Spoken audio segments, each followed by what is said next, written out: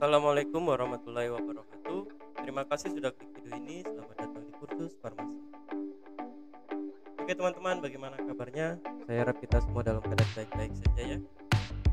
Pada video kali ini kita akan membahas tentang analisis farmasi dalam pembahasan kromatografi cair kinerja tinggi atau kita kenal dengan HPLC atau High Pressure Liquid Chromatography.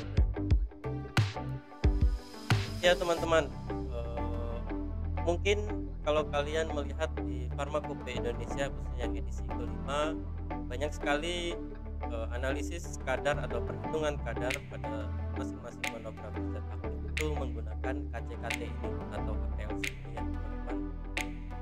Ya, hal ini dikarenakan lebih peka dan sensitif dibanding dengan spektro UV vis yang kemarin kita bahas ya sebelumnya, dan juga merupakan metode yang tahan terhadap pemanasan sampel-sampelnya kalau dibanding dengan kromatografi. Untuk lebih lengkapnya maka ikuti terus video ini sampai selesai. Sebelum kita mulai, jangan lupa support terus channel ini dengan cara klik tombol subscribe-nya ya, nyalakan loncengnya, like video ini kalau kalian suka, dan share ke teman-teman kalian kalau dirasa video ini bisa bermanfaat. Oke, tanpa berpanjang lebar lagi, mari kita masuk ke pembahasannya.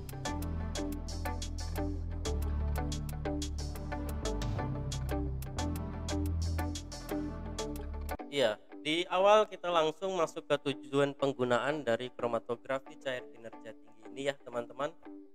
KCKT ini tujuannya untuk analisis senyawa yang tercampur dengan matriks yang sangat kompleks serta senyawa yang mempunyai kadar yang sangat kecil.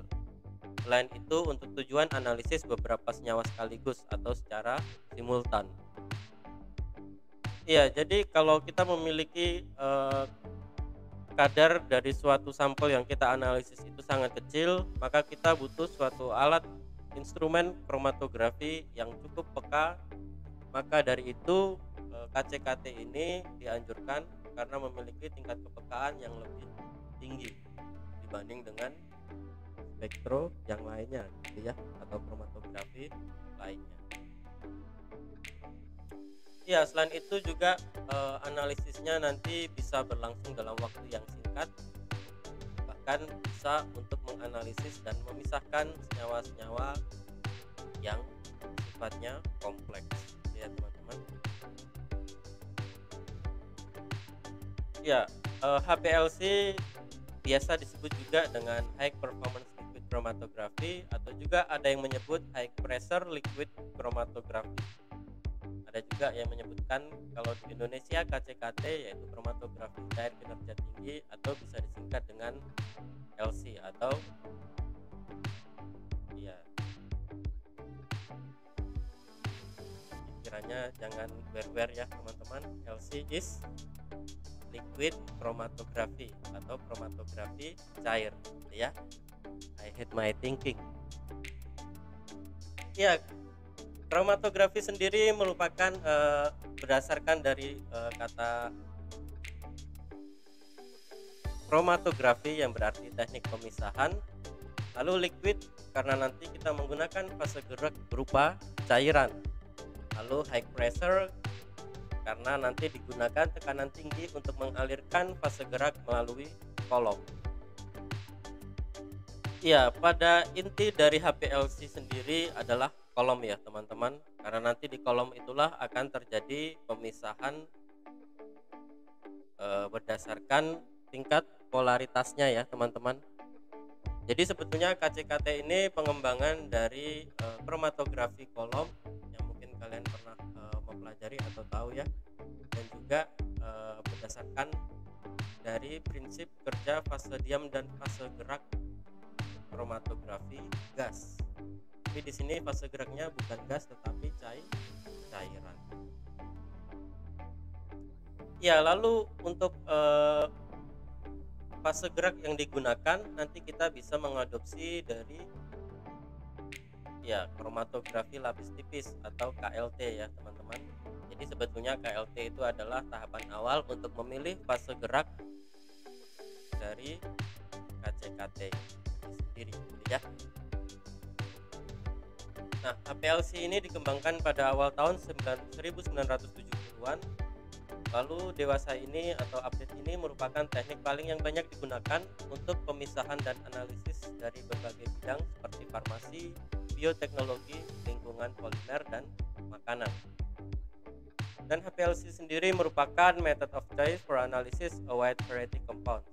Jadi kalau kalian memiliki suatu senyawa yang mau dianalisis ternyata komponennya sangat banyak atau kompleks, maka KCKT adalah solusinya gitu ya.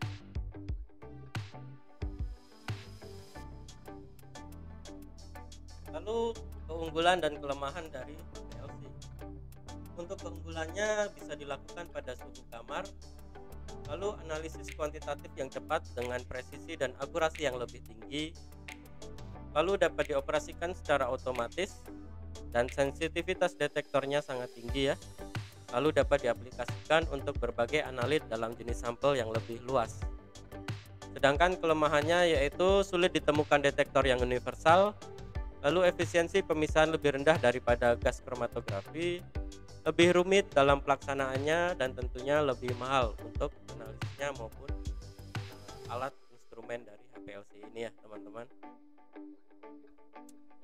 Ya, tapi pada kesininya industri pun dalam menganalisa kadar secara kuantitatif sekarang sudah banyak menggunakan KCKT dibanding dengan UV-Vis ya teman-teman. Maka dari itu tidak ada salahnya kita mempelajari dan juga menguasai analisis menggunakan HPLC. Lalu klasifikasi HPLC berdasarkan mekanismenya ada beberapa. Yang pertama ada kromatografi adsorpsi, lalu ada kromatografi partisi, kromatografi pertukaran ion, dan SEC atau size exclusion kromatografi yang nanti akan dibagi menjadi kromatografi permeasi gel dan kromatografi filtrasi gel. Lalu untuk metode dengan KCKT ini pada dasarnya adalah sifat polaritas, bukan volatilitas seperti yang di gas kromatografi. Lalu lebih baik daripada kromatografi gas untuk bahan yang bersifat non volatil atau tidak stabil terhadap panas dan juga senyawa polar. Lalu preparasi sampel minimal tanpa ekstraksi, yaitu untuk sampel yang berbentuk cair langsung bisa diinjeksikan. Ya, preparasi sampelnya di sini kita bisa menggunakan 3 mikroliter, 5 mikroliter atau 10 mikroliter. Ya, jadi untuk sampel yang jumlahnya sangat sedikit maka lebih aman kita menggunakan KCKT.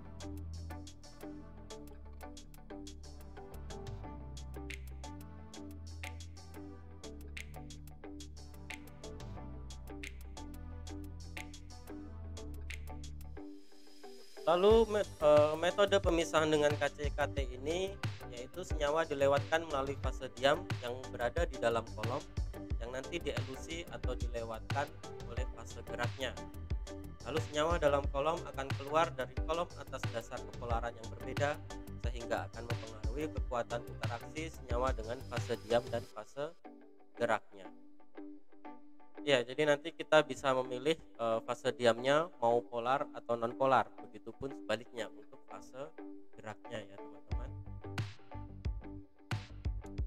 Lalu senyawa yang keluar dari kolom akan dideteksi dengan detektor yang sesuai dan dilaporkan sebagai kromatogram.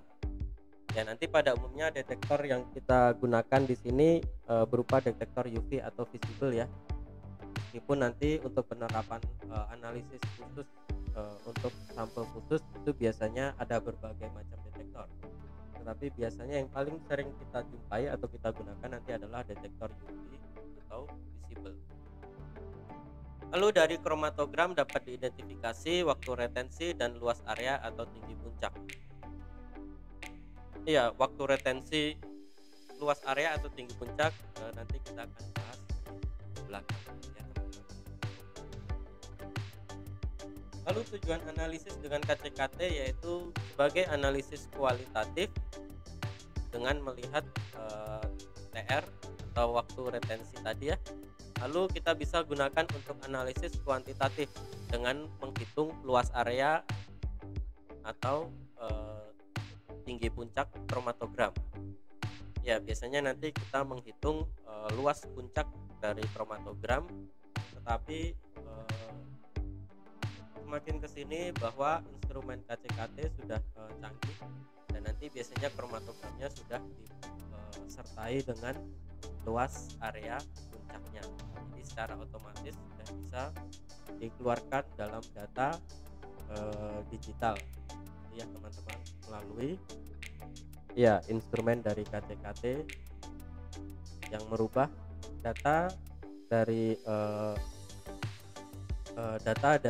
peak atau luas area kromatogramnya gitu ya.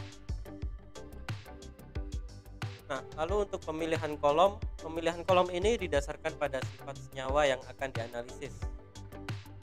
Yang pertama ada kelarutan dan yang kedua ada kepolarannya. Ya, kepolarannya berarti nanti polar dan non polar. Kalau kelarutan juga sama ya sebetulnya teman, karena yang polar nanti akan larut terhadap polar dan non polar akan larut ke non polar. Untuk fase geraknya dalam KCKT ini umumnya dengan mengkombinasikan dua atau lebih pelarut untuk mendapatkan tingkat kepolaran tertentu agar terjadi pemisahan dengan baik. Lalu pencampuran fase gerak bisa dilakukan secara manual atau dengan sistem pompa dalam instrumen KCKT. Ya, nanti kita bisa melakukan pencampuran fase gerak itu secara manual, atau kita bisa setting di alat KCKT-nya sendiri itu ya teman-teman.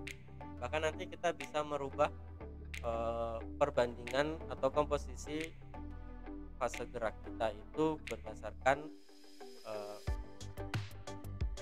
analisis dari KCKT ini ya.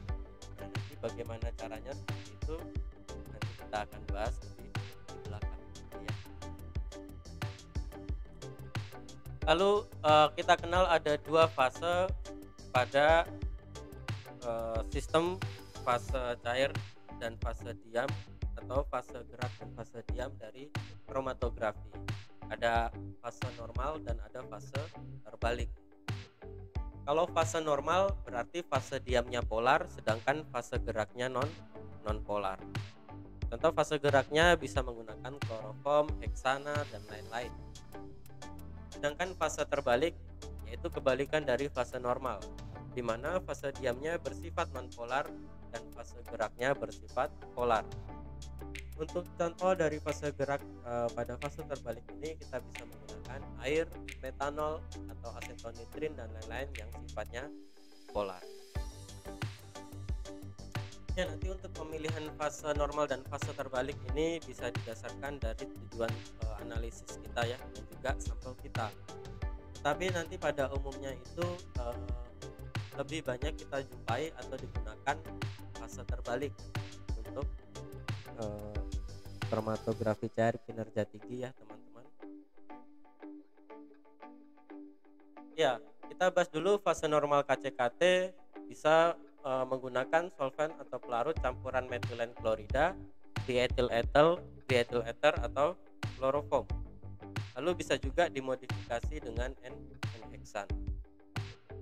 Tetapi pada fase normal ini nanti akan terjadi senyawa polar dengan waktu retensi panjang ya. Dan semakin non polar fase gerak kita, maka waktu retensi senyawa polar juga semakin panjang. Ya, kenapa seperti itu? Karena seperti tadi kita bahas di awal ya teman-teman, di mana fase normal ini fase diamnya polar. Jadi kalau senyawa sampel kita itu banyak yang sifatnya polar, maka nanti senyawa yang dalam sampel yang bersifat polar itu nanti akan memiliki waktu retensi yang panjang, atau dia akan terbebas atau keluar dari kolom itu lebih lama gitu ya, sehingga nanti waktu retensi atau waktu muncul pada kromatogramnya juga semakin lama. Iya, kita bisa analogikan seperti ini ya. Kalau ada ibu-ibu kompleks yang suka suka gibah itu suka gosip gitu ya. Nah, nanti kalau kita sebagai orang yang suka gosip, ketika kita melewati mereka, maka kita akan dipanggil lalu diajak gosip. Dan akhirnya kita akan bisa menggosip dari A sampai Z, dan itu akan memakan waktu yang lama. Ya, hal itu terjadi karena kita memiliki sifat yang sama, sama-sama tukang gosip. Enggak, maksudnya sama-sama polar. Ya, makanya akan terikat polar dengan polar sehingga waktu retensinya semakin lama. Tapi kalau kita seandainya non polar atau tidak suka gosip gitu ya, ketika kita lewat di depan mereka lalu kita dipanggil, lalu kita diajak bergosip, maka kita akan langsung mengajukan dan meninggalkannya. Nah, itu nanti akan muncul peak yang lebih cepat atau waktu retensi yang pendek. Itu ya teman-teman. Nah, untuk fase normal ini disebut juga dengan kromatografi cair padat atau kromatografi adsorpsi. Lalu pemisahannya didasarkan atas adsorpsi atau desorpsi analit pada fase diam polar yang berupa silika atau alumina. Analit polar ini lebih tertahan daripada analit non-polar karena gugus silanol pada silika. Ya, dari gambar di sini ya kita bisa lihat bahwa pada fase diam ini sifatnya sangat polar ya teman-teman, dimana gugus terluarnya itu ada OH, OH dan banyak sekali gugus OH yang sifatnya polar, dan juga ada silanol. Lalu selanjutnya yaitu fase terbalik. Fase terbalik pada KCKT ini biasanya menggunakan solvent dari campuran metanol, aseton nitril atau tetrahidrofuran yang bisa dimodifikasi dengan air. Ya, kalau kita menggunakan KCKT dengan fase terbalik ini, maka senyawa polar akan terelusi lebih dahulu, karena semakin polar fase gerak, maka senyawa non-polar lebih kuat tertahan, sehingga nanti non-polar akan keluar lebih lama dan waktu retensinya semakin panjang dibanding dengan yang lebih polar. Ya, hal ini merupakan kebalikan dari normal phase tadi ya, atau fase normal. Untuk fase terbalik dengan fase terbalik pada KCKT, yaitu pemisahannya didasarkan atas koefisien partisi analit dalam fase diam dan fase geraknya. Urutan elusi di mana analit polar akan terelusi lebih dahulu, lalu analit non polar terelusi terakhir atau lebih belakangan. Lalu cocok untuk analisis zat-zat yang larut dalam air, semipolar atau beberapa senyawa non polar. Lalu untuk analit berupa ion dapat dianalisis dengan RP-HPLC menggunakan dapar dan teknik pasangan ion atau ion pair. Ya, dimana di sini contohnya seperti tadi ya, silika gel tetapi dimodifikasi dengan adanya pemanjangan gugus rantai. Biasanya di sini dipanjangkan dengan gugus atau rantai karbon yang sangat panjang. Lalu untuk teknik elusinya bisa menggunakan teknik isokratik maupun gradien. Nah, kalau isokratik ini adalah teknik elusi yang menggunakan komposisi fase gerak tetap, di mana polaritasnya tetap selama proses kromatografi atau pemisahan berlangsung. Jadi seandainya kalau kita di awal pakai perbandingan aseton nitril dan metanol 50:50%, maka dari awal sampai akhir proses pemisahan atau analisis juga akan tetap 50% berbanding 50%. Tetapi kalau kita memiliki teknik gradien, yaitu teknik elusi menggunakan komposisi fase gerak yang berubah-ubah atau polaritasnya berubah selama proses kromatografi atau pemisahan berlangsung, maka teknik gradien ini nanti kita bisa rubah komposisinya seperti tadi 50% di awal analisis. Nanti kita bisa setting menjadi 40-60, lalu 30-70, 20-80 dan seterusnya gitu ya teman-teman.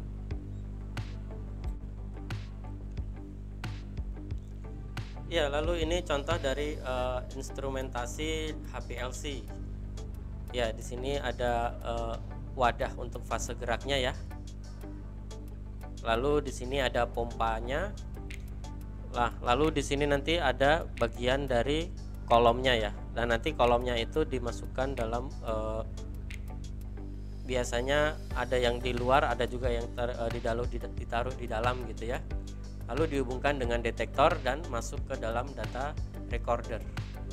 Biasanya dihubungkan dengan PC gitu ya. Ya, ini juga hampir sama, di mana di sini ada injection valve atau katup pompa injeksi, di mana nanti sampel kita akan dimasukkan ke dalam instrumen KCKT dengan menggunakan suatu injektor khusus gitu ya. Ya, lalu ini adalah kolom atau inti dari ahlinya KCKT gitu ya. Karena nanti pemisahnya di sini gitu.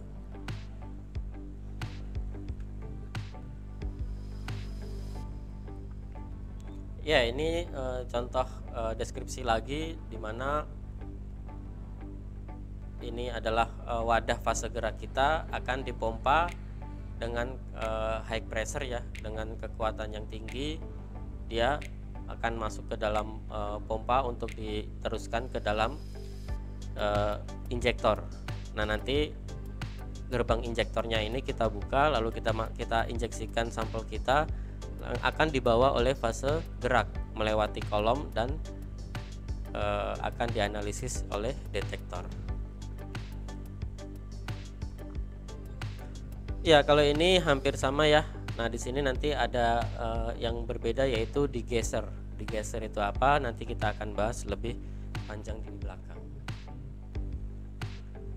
Untuk fase gerak diletakkan dalam botol reservoir ya, atau wadah-wadah botol ya, biasanya lebih dari satu. Ya, untuk wadah ini biasanya ukurannya ada yang 500 ml atau 1 liter ya teman-teman.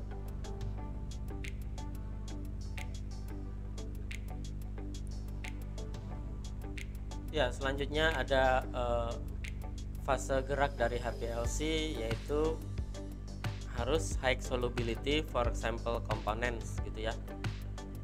Iya, jadi harus memiliki kelarutan yang tinggi untuk komponen sampel. Lalu HPLC mobile phase ini harus non-corrosive to HPLC system komponen. Jadi tidak boleh bersifat korosif atau merusak dari HPLC itu sendiri. Lalu high purity, low cost atau UV transparency. Jadi tidak berwarna ya, UV transparansi atau bening. Lalu high purity atau kemurniannya tinggi. Maka dari itu biasanya fase gerak yang digunakan dalam HPLC ini harganya relatif mahal karena menggunakan yang grade-nya for HPLC. Jadi kalau kalian mau menggunakan metanol untuk fase gerak HPLC, ya nanti kalian menggunakan metanol for HPLC gitu ya. Jangan pakai yang teknis. Lalu yang selanjutnya harus memiliki viskositas yang rendah, toksisitas yang rendah, dan tidak bersifat mudah terbakar. Nah, ini ada beberapa contoh ya dari pelarut yang biasa digunakan untuk fase gerak, dimana di sini ini lebih yang ditujukan untuk UV vis detektor ya, atau detektor UV visible, yaitu pada panjang gelombang di sekitaran UV atau visible. Ya, kalau yang di tabel ini merupakan khusus untuk yang ultraviolet saja ya, atau yang UV saja ya teman-teman. Ada pentan, ada heksan, heptan ya, toluen, kloroform, lalu ada diethyl ether, asetonitril, aseton, dan lain-lain.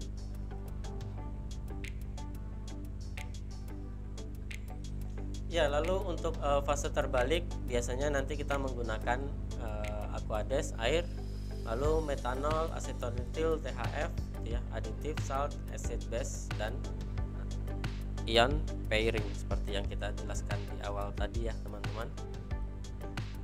Nah, untuk kemurnian fase gerak diperlukan solvent dengan kemurnian yang tinggi. Lalu Adanya pengotor atau impurities pada solvent dapat menimbulkan gangguan analisis. Lalu jangan lupa nanti menggunakan grid untuk HPLC, dan air sebagai fase gerak digunakan water for injection atau air atau aqueous yang biasa kita gunakan untuk formulasi sediaan steril injeksi, ya teman-teman. Selanjutnya ada digester. Nah, digester tadi itu apa? Digester itu fungsinya untuk menghilangkan udara, yaitu gas nitrogen dan oksigen yang biasanya terlarut pada fase gerak. Karena nanti kalau adanya udara bisa menimbulkan variasi tekanan pada pompa dan timbulnya noise pada detektor tertentu, contohnya RID, FLD, dan amperometric detektor. Ya, noise itu pengotor pada kromatogram ya. Nah, nanti hasil kromatogram puncak pada kromatogramnya itu kurang bagus atau kadang tidak memisah dengan sempurna gitu ya teman-teman. Lalu bisa juga timbul puncak yang sebetulnya tidak ada pada sampel kita. Nah, caranya nanti dengan vakum degassing dan juga pengaliran gas helium atau dilakukan ultrasonifikasi. Nah, itu untuk menghilangkan udara. Lalu selanjutnya ada pompa HPLC.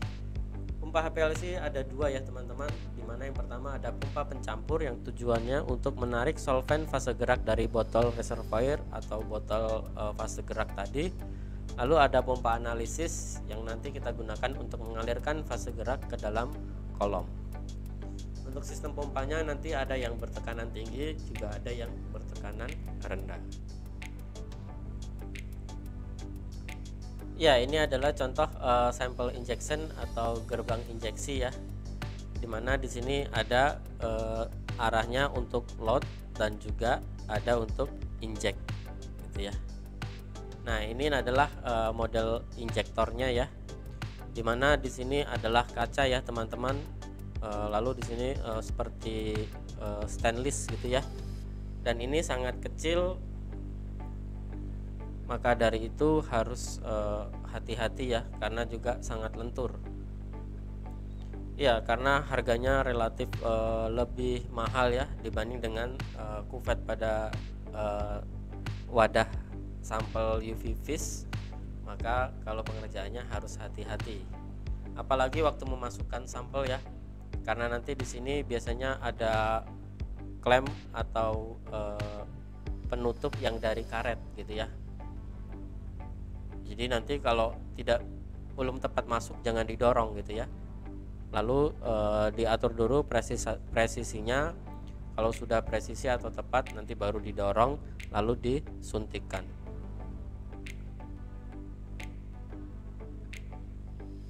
Nah, ini adalah bagian belakang dari sampel injectionnya ya. Ada posisi pada load dan ada posisi pada injeksi. Nah, ini adalah gambar dari posisi load dan ini adalah posisi pada saat injeksi. Ya, jangan lupa nanti diatur posisi saklar load dan injeksinya ya teman-teman, karena kalau tidak sampel kita nanti akan dibawa oleh fase gerak dan langsung dikeluarkan. Iya, akhirnya tidak menuju ke kolom dan tidak bisa terdeteksi. Selain itu juga nanti setelah kita menginjeksikannya jangan lupa dikembalikan lagi ke posisi awalnya ya teman-teman, karena kalau tidak nanti bisa kemasukan udara dan nanti bisa mengotori dari analisis kita. Ya, ini kurang lebih juga hampir sama ya teman-teman, dimana fase gerak ini pompa ini akan menarik fase gerak dari wadahnya, lalu nanti akan dilanjutkan lagi ke sampel, setelah itu baru ke kolom. Selanjutnya yaitu kita bicarakan inti dari pemisahan kromatografi cair kinerja tinggi, yaitu kolom. Ya, kolom ini merupakan kunci atau inti dari proses pemisahannya ya teman-teman. Ya, nanti kurang lebih bentuknya seperti ini ya teman-teman.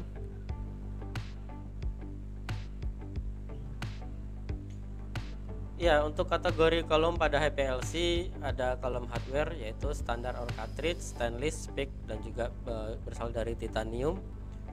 Lalu untuk chromatografi model bisa normal phase, reverse phase, ion exchange atau size exclusion. Ya, untuk dimensinya ada preparation, semi preparation, analytical, fast LC, micro bahkan sampai nano. Nah, nanti support types-nya bisa menggunakan silika, polimer, zirconia atau hybrid. Ya, ini merupakan spesifikasi dari kolom HPLC ya teman-teman. Di sini dikatakan merek atau spesifikasinya adalah CS Chromatography Service Multosphere 120 RP strip 18 HP 5 mikro.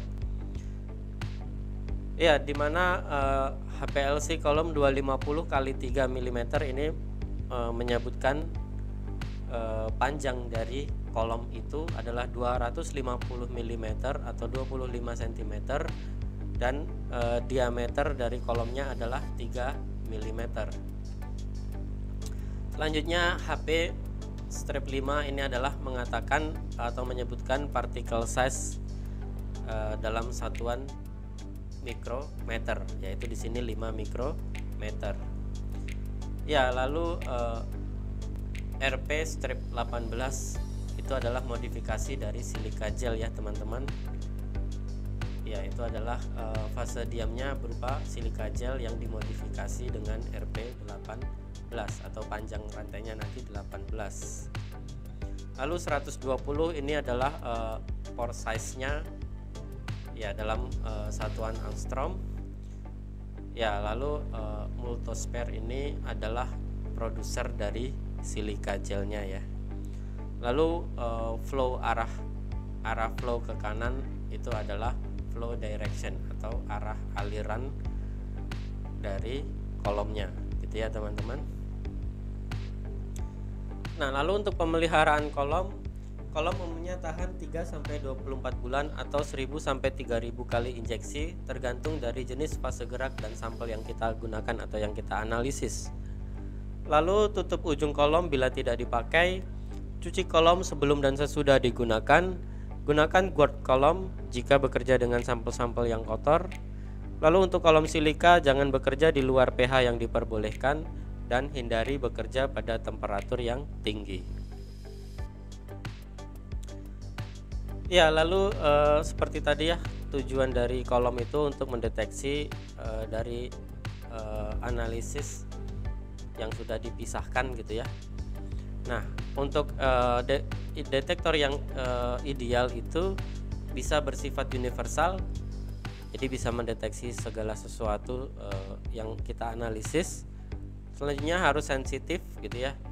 Jadi dengan sedikit saja sampel yang kita analisis atau sampel yang terkandung dalam senyawa yang terkandung dalam sampel bisa terbaca gitu ya. Dan linear response. Contohnya, for example itu linear relationship between intensity of response and amount of analyte. Ya, jadi ada hubungan yang bersifatnya linear antara respon dari intensitasnya dan juga jumlah yang dianalisis. Untuk HPLC detektor seperti yang kita sebutkan di awal ya, ada UV vis detektor yang paling sering digunakan. Selanjutnya ada photodiode array detector atau PDA, atau ada refractive index detector, ada fluorescent detector, lalu ada evaporative light scattering detector, electrochemical detector, conductivity detector dan radiometric detector. Lalu ada juga hyphenated system, yaitu bisa kita hubungkan dengan MS gitu ya. Lalu bisa juga dengan NMR. Ya, kita bahas beberapa detektor ya, atau yang paling sering kita gunakan yaitu detektor UV vis. Ya, merupakan detektor yang memiliki batasan deteksi yang bagus ya. Lalu bisa digunakan untuk sistem gradient elusi. Lalu seperti sifatnya di UV-Vis, dia membutuhkan gugus chromophores. Lalu untuk retractive indeksnya, untuk retractive index itu nanti bisa digunakan juga untuk limit atau batasan deteksi yang sangat sedikit atau sangat kecil ya teman-teman. Ya, kalau UV-Vis 0,1 sampai 1, tapi kalau refractive index ini 100 sampai 1000. Ya, biasa digunakan untuk nearly universal detection. Lalu ada evaporative light scattering gitu ya, merupakan memiliki batasan deteksi yang bagus, hampir sama seperti UV-Vis ya. Selain itu dia juga bersifat nonlinear calibration record, lalu bisa digunakan untuk sistem elusi gradient dan mendekati universal detection. Untuk pemilihan utama nanti kita bisa menggunakan UV-Vis atau DAD. Lalu untuk analit non chromophore kita bisa menggunakan RID atau ELSD.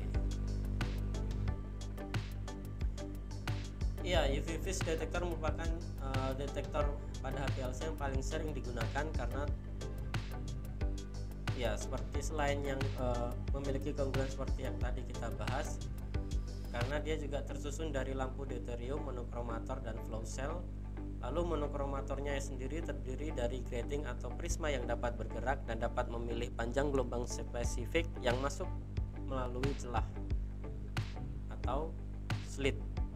Ya, bacanya harus cepat ya dia. Lalu memiliki rentang 190 sampai 600 nanometer. Bisa ditambah lampu tungsten untuk meningkatkan sensitivitas pada daerah visible. Ya, macam UV-Vis nanti ada fixed wavelength, ada variable wavelength, ada multiple variable wavelength, dan photodiode array atau DAD tadi ya. Ya, ini nanti kurang lebih UV-Vis detektor ya teman-teman. Ya, hampir sama seperti sistem kerja yang ada di spektro UV-Vis.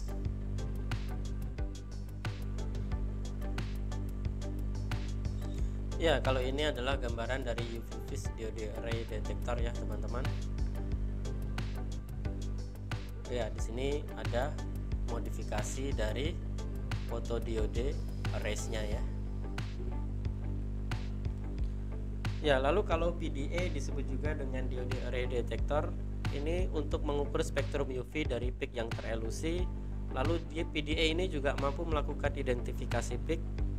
Lalu sensitivitas detektor lebih rendah pada model terdahulu, tetapi pada model terkini sudah memiliki sensitivitas yang tinggi. PDA umumnya menggunakan charge coupled diode array dengan 512 sampai 1024 diode or pixel gitu ya, sehingga mampu meresolusi spektro 1 nanometer. Ya, PDA ini dengan software pengevaluasi spektra bisa menghasilkan atau menampilkan kromatogram dan spektra sampel. Lalu dapat juga mengenali panjang gelombang maksimum, peak matching, yaitu untuk menghitung match factor atau MF. Lalu juga bisa digunakan sebagai library search dan evaluasi kemurnian peak. Lalu dapat juga menampilkan 3 dimensi spektra dan counter maps.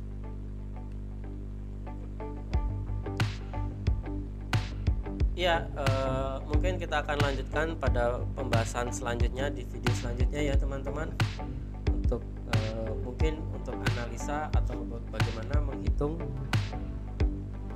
kadarnya ataupun menghitung luas puncak dari kromatogram KCKT. Lalu untuk analisis kuantitatifnya nanti sama juga ya seperti UV-Vis, kita bisa menggunakan regresi linear. Ya, nanti bagaimana proses analisisnya, lalu menginterpretasinya,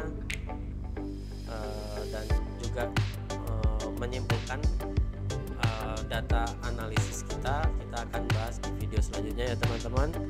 Oke, terima kasih sudah mengikuti video ini sampai selesai ya. Ya, kalau masih ada yang mau ditanyakan atau ada yang kurang jelas, bisa langsung komentar pada kolom komentar di bawah ya teman-teman. Jangan lupa klik tombol subscribe-nya yang belum, lalu juga like video ini kalau kalian suka, dan share ke teman-teman kalian kalau dirasa video ini bisa berguna bagi kita semua dan bisa digunakan sebagai bahan pembelajaran dan juga diskusi bersama. Oke, sampai ketemu di video selanjutnya. Assalamualaikum warahmatullahi wabarakatuh.